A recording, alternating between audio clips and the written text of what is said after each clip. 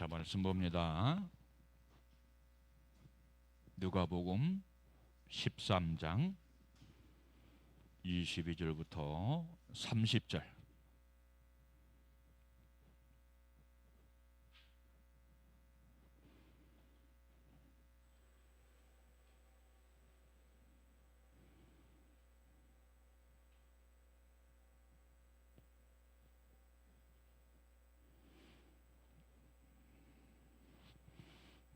자, 우리 찾으셨으면 함께 봉독합니다. 예수께서 각 성, 각 마을로 다니사 가르치시며 예루살렘으로 여행하시더니 어떤 사람이 여짜오되 주여 구원을 받는 자가 적으니까 그들에게 이르시되 좁은 문으로 들어가기를 힘쓰라. 내가 너희에게 이르노니 들어가기를 구하여도 못하는 자가 많으리라. 집주인이 일어나 문을 한 번 닫은 후에 너희가 밖에 서서 문을 두드리며 주여 열어주소서 하면 그가 대답하여 이르되 나는 너희가 어디에서 온 자인지 알지 못하노라 하리니 그때 너희가 말하되 우리는 주 앞에서 먹고 마셨으며 주는 또한 우리를 길거리에서 가르쳤나이다 하나 그가 너희에게 말하여 이르되 나는 너희가 어디에서 왔는지 알지 못하노라. 행악하는 모든 자들아 나를 떠나가라 하리라.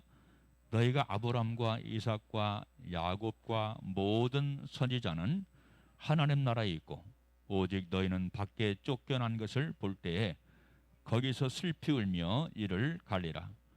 사람들이 동서남북으로부터 와서 하나님의 나라 잔치에 참여하리니 보라 나중된 자가 먼저 될 자도 있고 먼저 된 자로서 나중될 자도 있느니라 하시더라. 아멘. 할렐루야. 셰카이나. 오늘 또 전해지는 말씀이 우리의 생명이 되고 인격이 되시기를 주님의 이름으로 축원합니다. 자, 오늘 설교 주제는 저 문이 닫히기 전에. 여기서 문이라고 하는 것은 어떤 문일까요? 구원의 문입니다. 구원의 문이 닫힌다는 거예요. 자, 여러분들 이 성경은 구원을 쉽게 얘기하지 않습니다. 이 구원의 출발이라고 하는 것은 믿으면 된다 그렇게 말하지만은 구원의 종착역, 구원의 결론은 결코 쉬운 것이 아니다.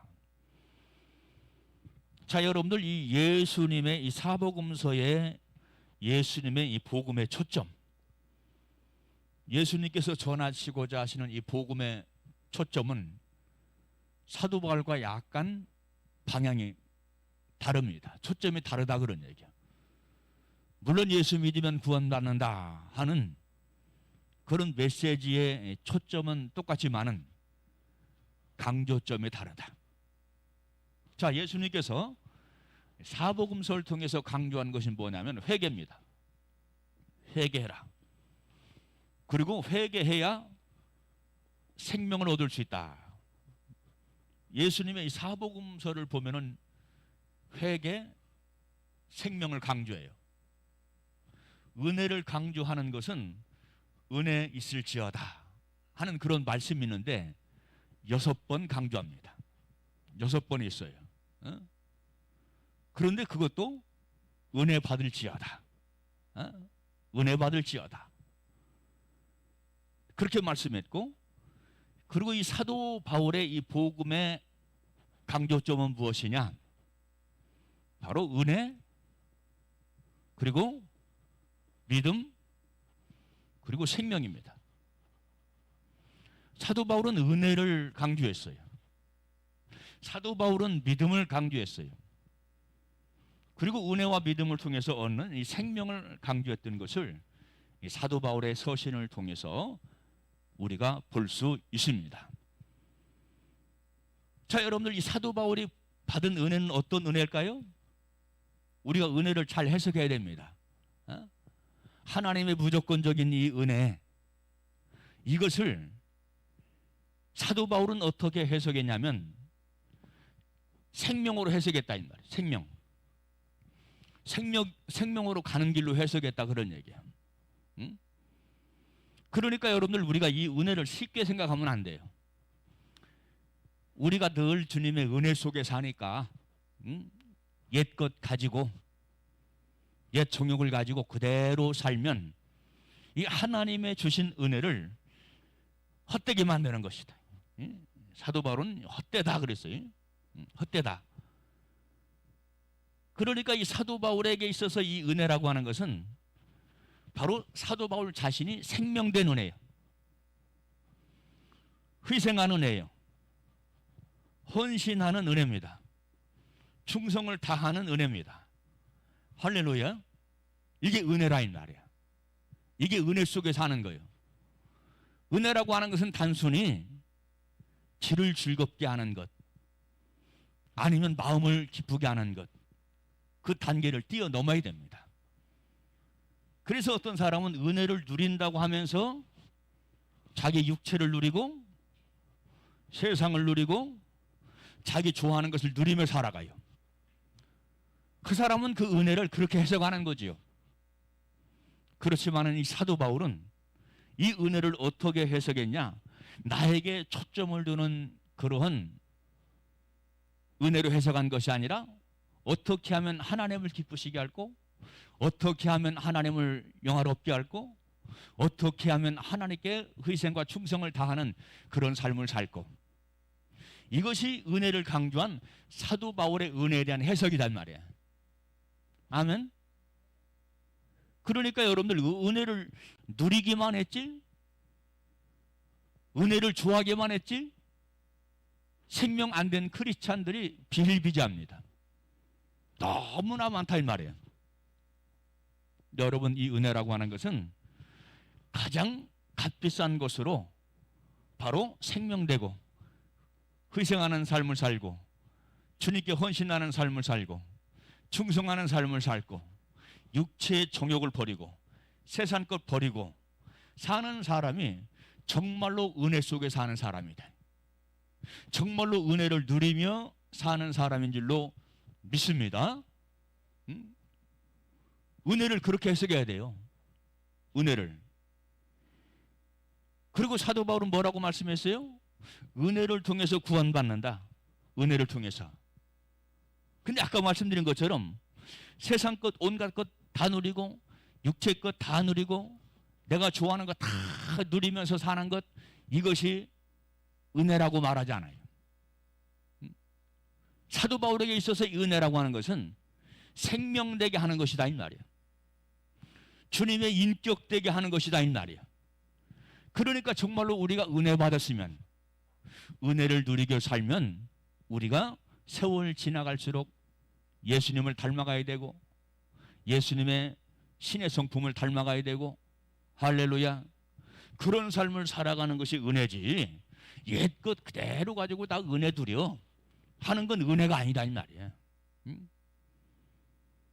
이 은혜를 이용하는 거예요. 자기 육체의 정욕에 이용하는 것밖에 되지 않습니다. 그래서 사도 바울에게 있어서 은혜는 자기를 회심시키는 은혜, 자기를 완전히 변화시키는 은혜, 주님만 바라보는 은혜, 할렐루야, 이게 진짜 은혜인 줄로 믿으시기를 바랍니다. 이게 은혜예요.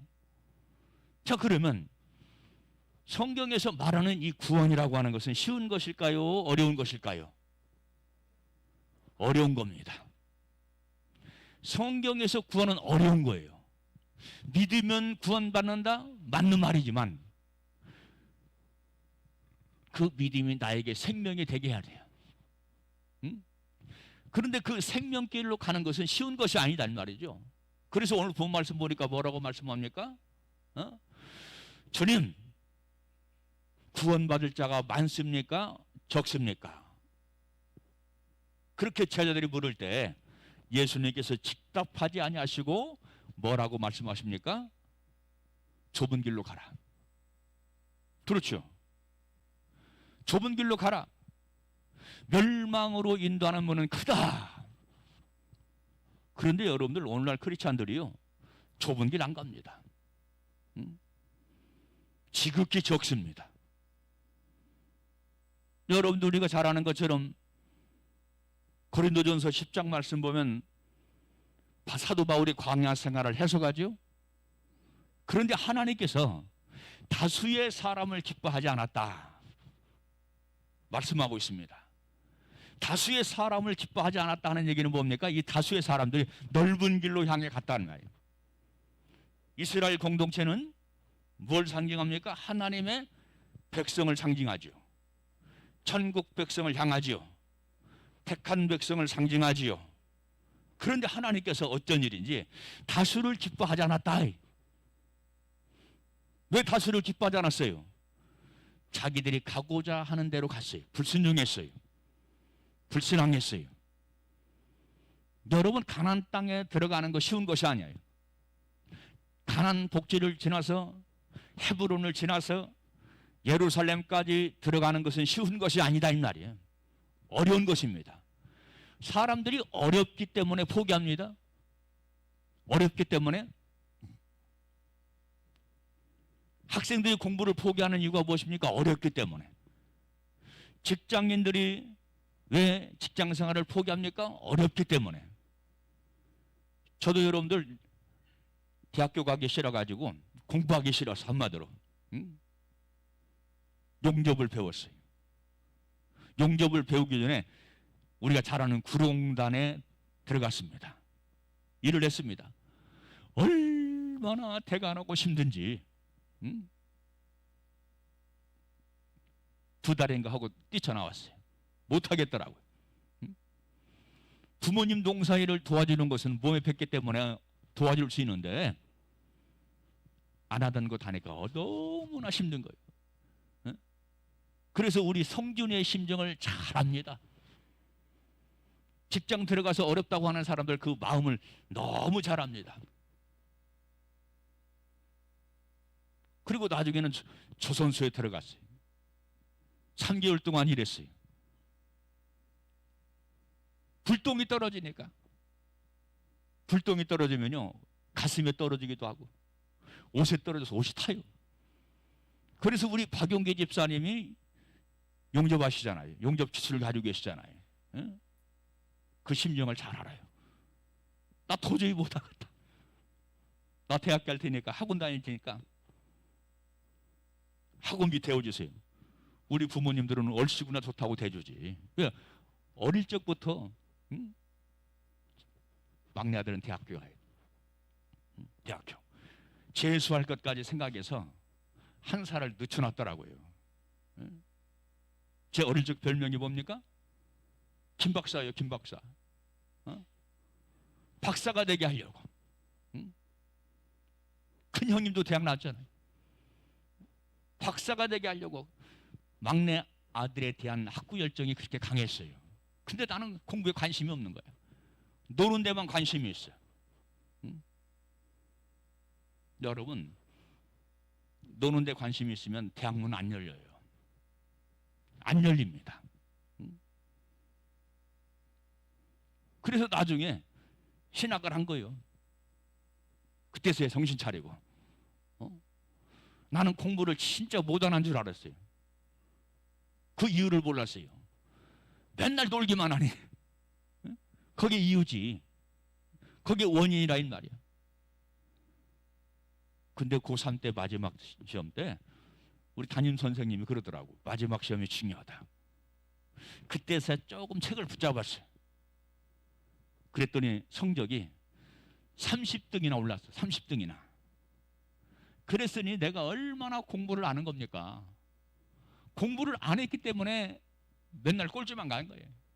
그리고 내 스스로 생각하기를 나는 머리가 없어. 나는 공부를 못해. 그런 생각을 한 겁니다. 노력 않고.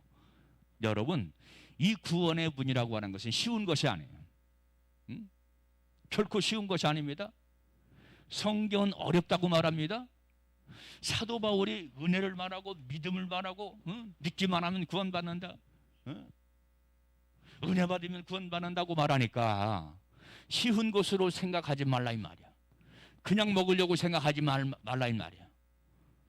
사도 바울에게 있어서 아까도 말씀드린 것처럼 이 사도 바울에게 있어서 이 은혜라고 하는 것은 믿음이라고 하는 것은 거저 받은 은혜이면서도 사도 바울의 삶 자체를 몽땅 새롭게 하고 몽땅 변화시킨 은혜가 사도 바울에게 있어서 은혜입니다. 근데 아버지, 오늘날 많은 크리스찬들이 어떻습니까? 은혜를 값싸게 만들어요. 은혜는 값비싼 겁니다. 믿음이라고 하는 것은 값비싼 겁니다. 그런데 오늘날 크리스찬들은 그저 먹으려고 그런다 이 말이에요. 은혜를 값싸게 생각한다 이 말이야. 응? 용서 없는 은혜, 회개치 않는 은혜, 거듭나지 않은 은혜, 이 은혜는 모두 분문해요. 은혜를 생명되게, 할렐루야, 은혜를 인격되게, 이게 진짜 은혜 속에 살아가는 사람이에요. 사도 바울이 그랬다 이 말이에요. 그러니까 사도 바울은 믿음과 은혜 속에 살면서 온갖 충성을 다하는데 죽기까지, 목숨을 바치기까지 충성했잖아요. 이런 믿음이라야 구원받을 수가 있어요. 오늘 많은 사람들이 좁은 길 안 간다 이 말이에요. 괴롭다 이 말이에요. 무겁다 이 말이에요. 짐이 되고 싫다 이 말이에요. 그래서 많은 사람들이 넓은 길을 향해서 갑니다. 또한 여러분들 우리가 잘 아는 것처럼 성경 말씀 보니까 청함을 받은 자는 많되 택함을 입은 자는 많다 적다? 적다고 그랬어요. 청함을 받은 자는 많다 이 말이에요. 교회 안에 청함을 받은 자는 많이 있다 이 말이에요. 그런데 택함을 받은 사람 누굽니까? 구원받을 사람, 천국 갈 사람, 이런 사람들은 지극히 적다고 말씀을 하고 있습니다. 이 말씀 역시 마찬가지로 구원이라고 하는 것은 결코 쉬운 것이 아니다. 그리고 사도행전 14장 22절 말씀 보니까 우리가 천국에 들어가려면 많은 환난을 당해야 하느니라고 그랬어요. 환난을 피하잖아요. 예수 때문에 받는 핍박, 다 피하잖아요. 싫다고. 생명이 안 됐다 이 말이에요. 생명이 안 됐어요. 은혜라고 하는 것은 그냥 옛 것을 가지고 옛 구습을 가지고 그대로 살아가는 것, 이게 은혜가 아니라 이 말이에요. 생명돼야 돼요. 생명되어야 핍박도 이깁니다. 환난을 이깁니다. 요즘 여러분들 코로나19 때문에 실족하고 넘어지는 사람들이 너무나 많이 있어요. 한국 크리스찬의 수가 점점 줄어들고 있습니다. 많을 때는 1200만을 얘기했지요. 그죠? 한국 크리스찬을 1200만으로 얘기했어요. 근데 요즘은 잘 봐야 어떻게 보냐면 800만 명으로 800만 명. 800만 명. 800만 명 가운데 육정이를 빼면 얼마나 될까요? 얼마나? 여러분 오늘날은 바른 가르침을 싫어해요. 마음에 부담이 된다고, 싫다고, 달콤한 얘기, 사사로운 이야기, 이런 얘기를 사람들이 좋아하는 영적 풍조를 가지고 있습니다. 그러니까 자기 마음에 부담이 되는 교회는 안 찾아가는 거예요. 거기에 생명인데 사실은, 거기에 진리의 말씀인데 사실은,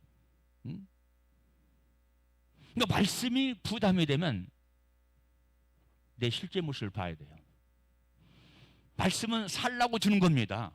생명을 얻으라고 주는 겁니다. 그런데 말씀이 부담이 됩니까? 말씀이 어렵습니까? 말씀대로 살기가 너무나 힘들고 어려워. 그런 생각을 가지면요, 마태복음, 마가복음 6장 말씀 보면 예수님의 제자들 가운데 예수님의 말씀을 듣고 이 말씀이 너무 어렵다, 이해하기 어렵다 이 말이야. 그대로 살기가 너무나 힘들다 이 말이야. 그러면서 예수님의 제자들 가운데 예수님을 떠났더라 하는 말씀이 마가복음 6장 말씀 가운데 기록이 되어져 있습니다. 사람들의 생각이 그렇다 이 말이에요. 태산을 넘어 홍곡에 가도 빛 가운데로 걸어가리 하는 그런 마음의 결단을 가지고 있어야 되는데, 환난과 핍박과 어려움 속에 여지없이 무너져 버리는 크리스찬들이 너무나 많아요. 지금 이 시대가 그렇습니다. 여러분, 우리나라에서 제일 큰 교회가 잘하는 것처럼 어떤 교회라고 말하지는 않겠습니다. 30만 명이 보여요. 한때는 70만 명이 보였어요. 지금 여러분들 이 교회가 1000명밖에 안 모여요. 이게 정확한 정보입니다. 1000명밖에. 그래가지고 이 경제 문제 때문에, 왜? 아니 30만 명이 모이던 교회가 1000명밖에 안 모이니까 교회 운영을 할 수 없는 거예요. 선교비도 지출해야 할 것이고, 그렇죠. 등등. 근데 이 교회의 장로의 수가 몇 명이냐? 2000명이 넘어요. 장로의 수가 2000명이 넘는데 주일날 모이는 수는 1000명밖에 안 된다. 안 보이는 겁니다. 정제난의 허덕입니다. 여러분들 교회 못 나오면 헌금이라도 통장으로 이렇게 보내야 할 거 아니에요. 근데 이 교회는 안 그런가 봐요. 그래서 교회에서 지금 교회를 처분하느냐 마느냐 그런 단계까지 갔더라고요.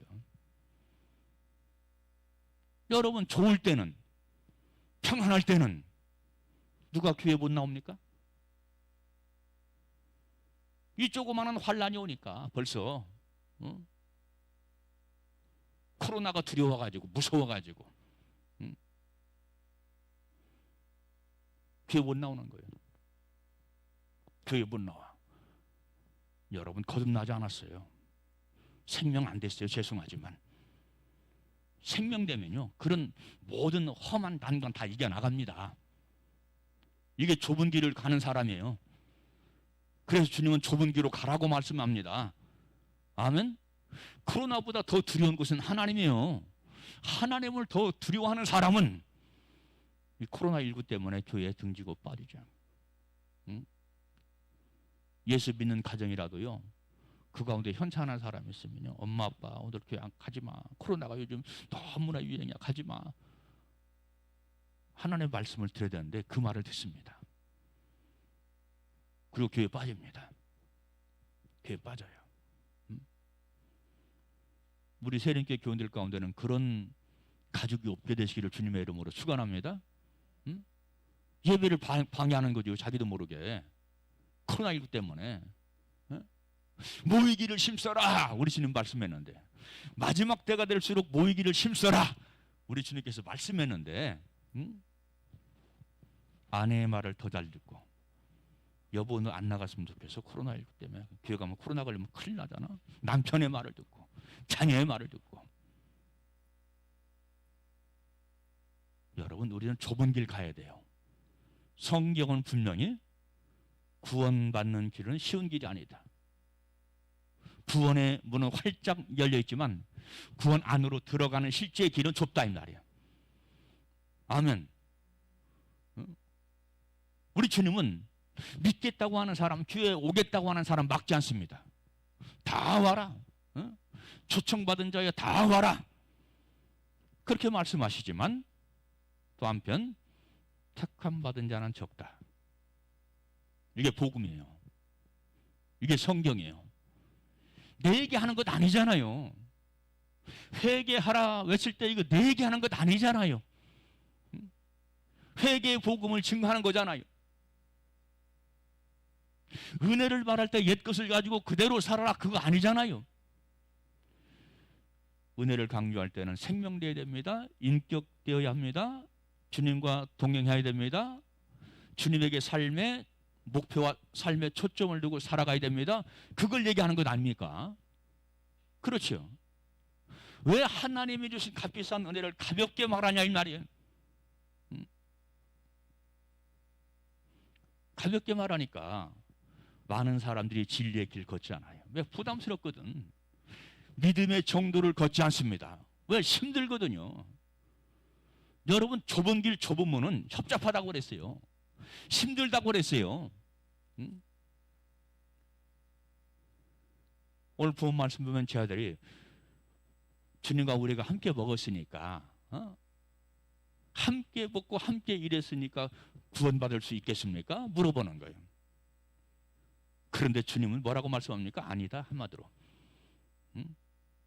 내 뜻대로 살아야 된다.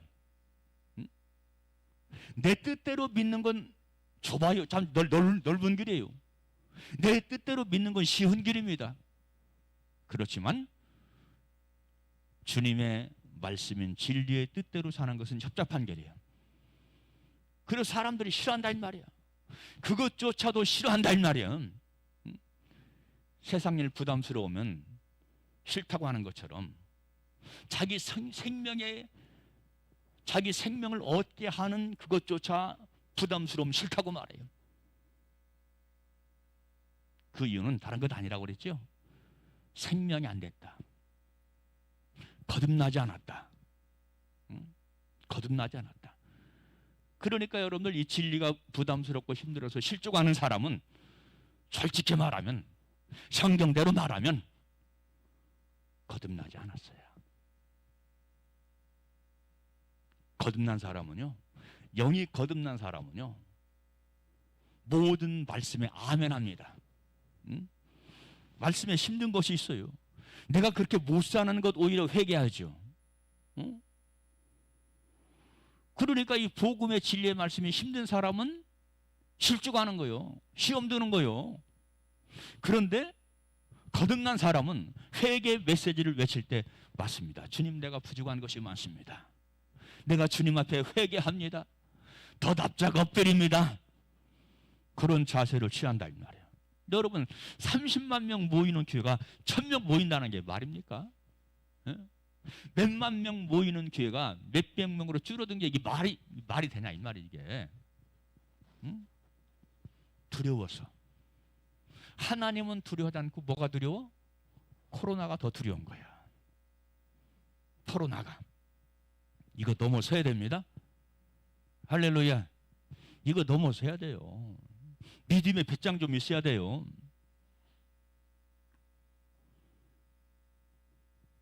자, 그러면 왜 사람들이 좁은 문을 가지 않을까요? 왜? 좁은 문으로 가지 않는 것은 지적하면 좁기 때문에 가지 않는 거예요. 좁기 때문에. 구원의 문은 넓은 문이 아니다. 구원의 문은, 성경에 말씀하는, 성경이 가르치는 문은 좁은 문이다. 협잡한 길이다. 협잡이라고 하는 것은 고난스럽다 이 말이야. 고난이 따른다 그런 얘기예요. 그러니까 사도 바울도 아까 사도행전 14장 말씀을 통해서 뭐라고 말씀했어요? 천국에 들어가려면 많은 고난을 당해야 하노니라. 진리 때문에 고난당한다는 거예요. 생명을 얻기 위해서 고난당하는 거예요. 환난이 왔을 때, 핍박을 받을 때, 마음이 흔들려가지고 이리 흔들리고 저리 흔들리고 갈 때처럼 흔들린다면 우리 주님께서 그 믿음 보시고 오냐, 내가 널 구원하마, 그렇게 말씀하시겠냐는 말이에요. 그리고 또 성경 말씀 보니까 이런 말씀도 있죠. 마태복음 11장 12절 말씀 보니까 세례 요한의 때부터 지금까지 천국은 침노를 당하나니 침노하는 자의 것이다 그랬잖아요. 그렇죠. 침노라고 하는 것은 뭡니까? 빼앗는다 그런 얘기예요. 빼앗는다. 사탄에게 빼앗겼던 것을 다시 도로 찾는다 그런 얘기예요. 아멘. 그런 믿음을 가지고 있어야 돼요. 우리는 내 사상으로, 내 생각으로 믿지 말고 성경 말씀 그대로 들어가자고요. 성경 말씀대로. 이 진리의 말씀을 전하는 목사도 성경 말씀을 그대로 갖다 주는 거예요. 아멘. 자기 얘기하지 않습니다. 진리만이 우리를 생명의 길로 인도해요. 우리를 바른 길로 인도합니다. 아멘. 그래서 그 다윗은 뭐라고 말씀했습니까? 말씀은 우리의 발등상에 뭐라고 그랬어요? 등불이라고 그랬잖아요. 그렇죠. 등불. 말씀을 따라가야 돼요. 자기 생각 따라가면 안 돼요. 자기 감정 따라가면 안 돼요. 말씀을 자기가 판단하면 안 돼요. 내게 맞는 말씀이네? 나와는 상관이 없는 말씀이네? 나에게 너무나 짐이 되고 부담스러운 말씀이네? 거기 자기 생각이에요. 자기 감정이에요. 이걸 버려야 됩니다. 평생 버리지 못하면요, 구원이 위태스러워요. 구원이 위태하다 이 말이에요.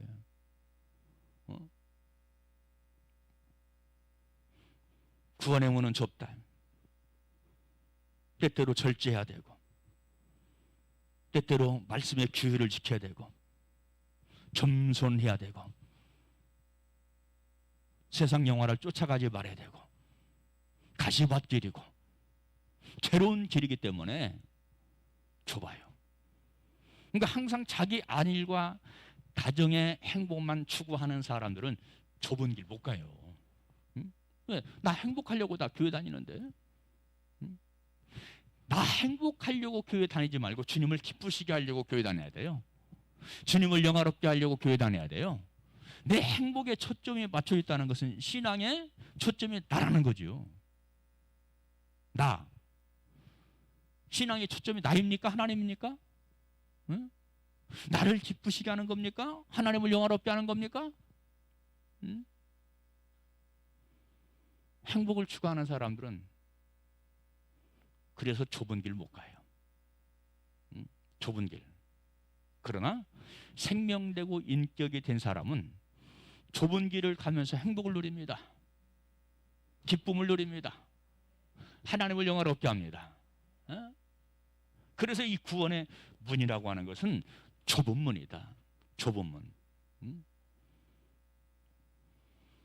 두 번째는 왜 사람들이 좁은 문에 들어가지 않습니까?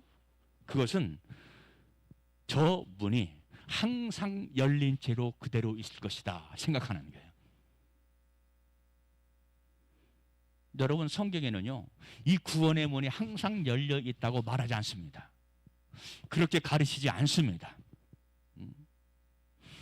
닫힐 때가 있다고 말합니다. 구원의 문 닫힌 후에 들어가고 싶으나 들어갈 수가 없잖아요. 그 말씀이 어디에 있습니까? 그 말씀이 열천의 피요. 슬기로운 처녀는 들어갔어요. 슬기로운 처녀는 왜 슬기롭습니까? 하나님의 말씀을 말씀되게 했어요. 예배를 예배되게 했어요. 교회를 교회되게 했습니다. 그런데 다섯 처녀, 이 어리석은 다섯 처녀는 그렇게 살지 못했어요. 그 원인이 무엇일까요? 기름을 준비하지 못했다. 기름을 준비하지 못했다. 그 기름이 뭡니까? 성령의 기름이에요. 성령의 기름. 그러니까 거듭난 사람은 항상 성령의 기름을 준비하고 사는 사람이야. 구원의 문 닫히는 후에 들어갈 수 없다 이 말이야. 문을 두드려도 들어갈 수 없다 이 말이야. 주여 주여 문을 좀 제발 열어주세요 해도 끝났다 이 말이야. 이게 성경의 실제잖아요. 왜 근데 농담처럼 들을까요? 왜 농담처럼 들을까요? 창세기 19장 말씀 보면 우리가 잘 아는 것처럼 소돔과 고모라가 멸망하는 내용이 나오죠. 멸망한다. 롯의 사위들은 농담으로 여겼더라. 말씀을 실제로 듣지 않으니까, 말씀대로 살지 않으면 지옥 간다는 말씀이 내게 실제로 와 닿지 않으니까 우리가 농담으로 들어요. 가볍게 들어요. 아이 신날 가면 맨날 듣는 소리지. 그래서 자기 생각을 바꾸지 않습니다. 믿음의 방향을 바꾸지 않습니다. 믿음의 방향. 여러분, 신앙생활이라고 하는 것은 열심보다 무엇이 중요하다? 열심보다 방향이 중요합니다. 아멘. 방향이 잘못된 열심은요, 지옥 갈 수 있어요. 이단을 향한 열심 얼마나 열심입니까? 근데 방향이 잘못됐어요. 우리는 말씀을 통해서 신앙생활의 바른 방향을 잡아야 됩니다. 아멘. 나한테 맞추지 마세요. 신앙의 방향을 나한테, 내 입맛에 맞추지 마세요. 주님 말씀에 입맞춰야 됩니다. 하나님의 영광, 내 행복이 아닌 하나님의 영광에 방향을 맞춰야 돼요. 여기에 구원이 있습니다. 여기에 생명이 있습니다. 할렐루야. 닫힙니다. 문이 항상 열려 있는 것 아닙니다. 닫혀 있습니다. 우리 인생이라고 하는 것은요, 언제 나이 먹는지 몰라요. 언제 나이 먹는지 몰라요. 우리 권사님 그렇지 않아요? 살다 보니까 늙는지도 모르게 늙었어요. 죽을 때까지 그렇게 삽니다. 내 마음은 항상 겉사람은 늙는데 속사람은 마음의 청춘이야. 청춘. 청춘이기 때문에 내가 늙는지 몰라요. 근데 정신 차리고 어느 날 보니까 머리에 하얗게 서리가 앉았다. 서리가 앉았어. 항상 젊은 줄 알고 항상 살아있는 줄 알고 문이 닫히는데, 구원의 문, 영생의 문이 닫히는데 그건 몰랐다 이 말이야. 먹고 마시는데, 세상을 즐기는데 온갖 시간은, 온갖 물질을 다 투자하며 살았다 이 말이야. 여러분 창세기 7장 말씀 보면 문이 닫혀요. 무슨 문입니까? 노아의 방주의 문이 닫히더라. 120년 동안이라고 하는 많은 시간을 주었습니다. 120년 동안. 120년 동안 방주 안으로 들어올 수 있는 많은 시간을 주었지만 그들은 no 땡큐, 싫다. 왜? 세상에서 누리며 사는 맛이 너무나 행복하고 좋거든요. 결국은 시간에 대해서 하나님께서 친히 문을 닫아버려요. 방주의 문을 닫아버립니다. 지금 이 시국이, 지금 우리의 사는 현재 이 시대의 모습이 지금 방주의 문이 서서히 닫히고 있는 거예요. 그래서 교회도 마음대로 출입할 수 없는 겁니다. 이것은 우리나라뿐만 아니라 전 세계적인 현상이에요. 우리 최영도, 미국에 있는 최영도 교회 못 나간대요. 열심인 사람이, 그렇게 열심인 사람이. 그래서 인터넷으로 예배드리고 그런답니다. 그런 세상이 전 세계적인 현상이라 이 말이야. 그래서 말씀입니다. 구원의 문이 닫히면 닫힐수록 주님의 재림은 곧 가까이 다가옵니다. 휴거 사건은 곧 다가옵니다. 우리 정신 차리고 있어야 돼요. 떨어진 후에, 들림받지 못한 후에 주님 나도 좀 데려가세요, 나도 좀 데려가세요 애통해 하면서 부르시줘도 끝이다. 끝. 주님은 이러한 주님이에요. 수많은 시간 기회를 주십니다. 구원받을 수 있는 기회를 줍니다. 재림을 예비하고 휴거를 대비할 수 있는 기회를 주십니다. 120년 동안 기회를 주신 것처럼 기회를 주십니다. 그런데 농담으로 가볍게 여겼다. 이게 내 모습이 아닌가 우리는 반성해야 될 줄로 믿습니다. 천년 만년 살 것 같지만 우리 목숨은 금방 가요. 구원의 문이 닫혀요. 내가 가지고 있는 물질 수천 년 누릴 것 같지만 어느새 다른 사람한테 날아가 버렸어요.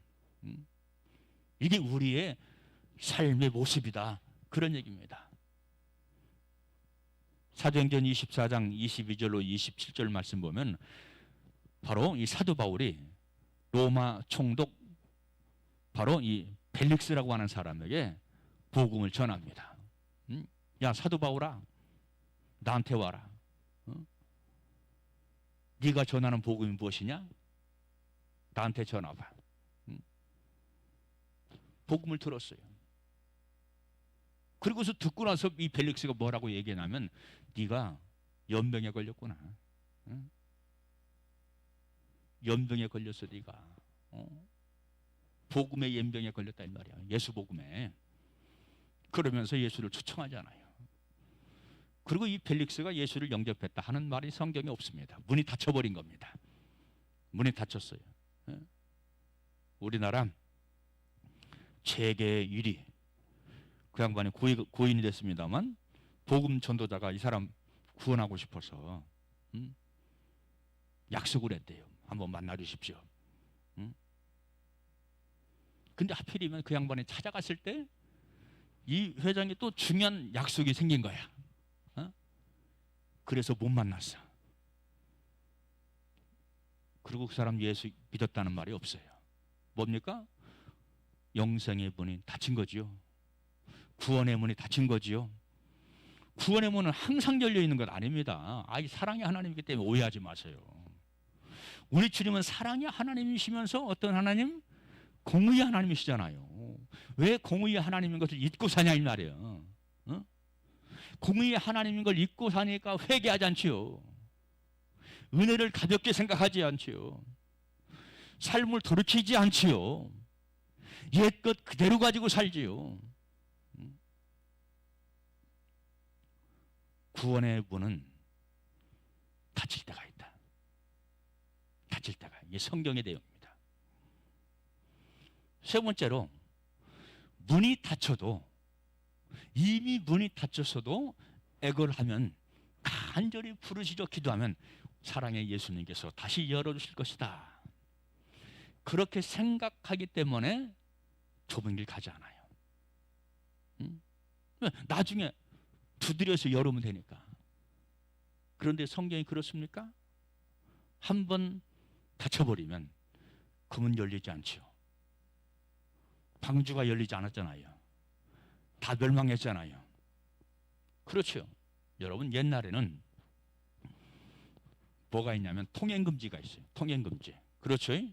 우리가 잘 아는 것처럼 통행금지가 있었잖아요. 그런데 조선시대 이 경국대전이라고 하는 책에 보면은 거기에 명시되어 있는데 밤 10시부터 새벽 5시까지 몇백 년 전에도 통행금지가 있어요. 서울에 가면 여러분들 대문들 있잖아요. 사대문, 그렇죠? 사대문. 사대문이라고 하는 것은 큰 문을 탑니다. 큰 문. 큰 문. 그리고 두 개의 소문. 두 개의 소문이 있어요. 그래서 한 성을 지키는 그 성은 총 18.3km. 18.3km인데 6개의 문이 있다 그래요. 6개의 문. 그런데 여러분들 우리 잘 아는 것처럼 통행금지가 돼버리면 문이 딱 닫혀요. 파수꾼이 지킵니다. 경비대장이 지킵니다. 그러면 그 사람 못 들어가는 거예요. 성문에 못 들어가. 집에 못 들어가. 들어가고 싶어도 못 들어가.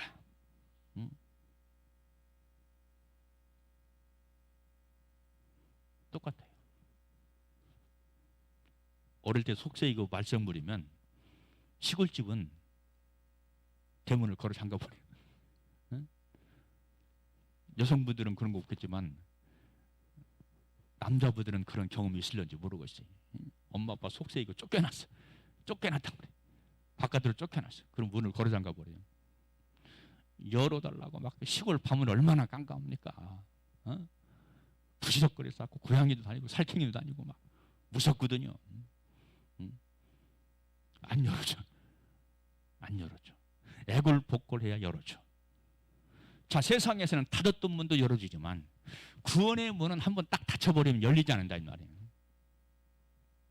우리 주님은 사랑의 주님이기 때문에, 은혜 베푸시는 주님이기 때문에 언제라도 열어놓을 것이다. 오해하지 마세요.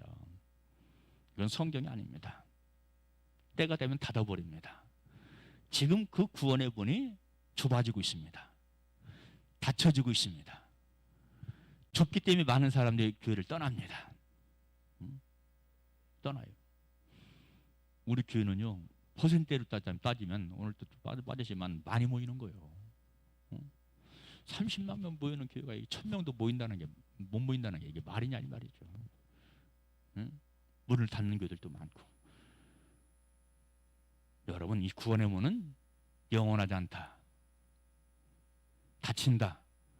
곧 닫힌다. 닫히면서 주님 오신다.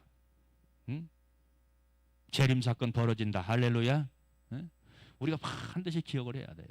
반드시. 자, 그러면 지금 우리에게 마지막 때, 마지막 기회, 지금 우리에게 열린 문이 어떤 문이냐? 생명의 문이 열려 있습니다. 은혜 받은 사람은 그래서 어디로 가야 돼요? 은혜 받은 사람은 생명의 문을 열고 들어가야 됩니다. 할렐루야. 지금 열려 있습니다. 그러나 이 생명의 문도 언제 닫힐는지 알 수가 없습니다. 아멘. 두 번째는 봉사의 문이 열려 있다. 봉사의 문. 그러니까 이 봉사의 문은 힘있고 기회가 있을 때 딱 잡아야 돼요. 할렐루야. 여러분, 언제나 힘 있는 것 아니에요. 언제나 힘 있는 것이 아니에요. 저도 틀리더라고. 저도 틀려. 맨날 전도 나가잖아요. 그것도 힘들더라고요. 젊을 때 가지 않더라고. 그래서 여러분들 전도로 나갈 때도 옛날 같으면 막 빠릿빠릿하면서 나갔을 거예요. 근데 요즘은요, 천천히 설렁설렁 이렇게 갑니다. 그 에너지가 없는 거예요. 육체 에너지가 약해지는 거예요.